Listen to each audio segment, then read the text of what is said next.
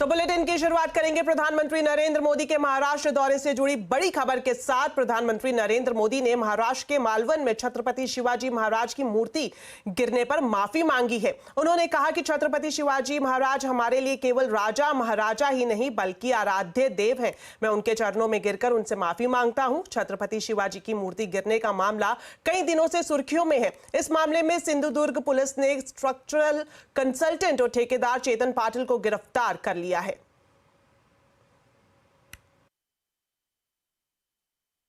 इस धरती पर आते ही आज मैंने पहला काम मेरे आराध्य देव छत्रपति शिवाजी महाराज में उनके चरणों में सर झुका करके क्षमा मांगने का कर रहा हूं। और इतना ही नहीं, जो लोग छत्रपति शिवाजी महाराज को अपने आराध्य देव मानते हैं, उनके दिल को जो गहरी चोट पहुंची है, मैं ऐसे आराध्य देव की पूजा करने वालों को भी उनकी भी सर झुका करके क्षमा मांगता हूं। मेरे संस्कार अलग है। हमारे लिए हमारे आराध्य देव से बड़ा कुछ नहीं होता है।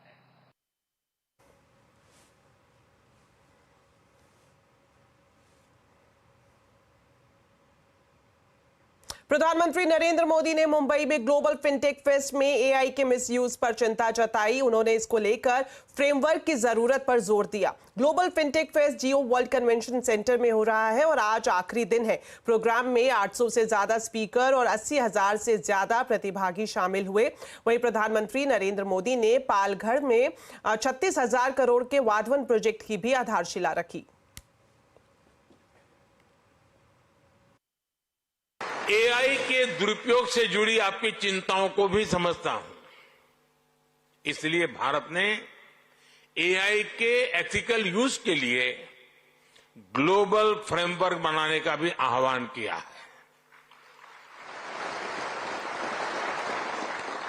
साथियों, फिनटेक सेक्टर की मदद के लिए सरकार पॉलिसी लेवल पर हर जरूरी बदलाव कर रही है।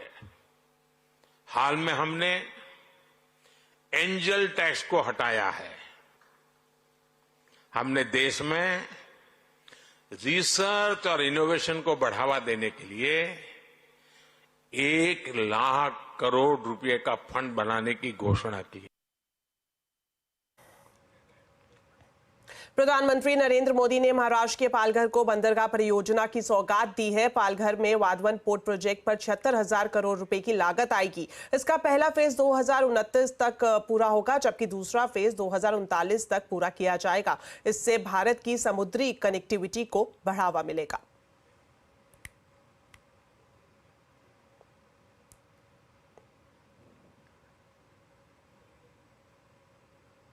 चलिए अब बात बाजार की। सितंबर सीरीज ने शानदार शुरुआत की है। सेंसेक्स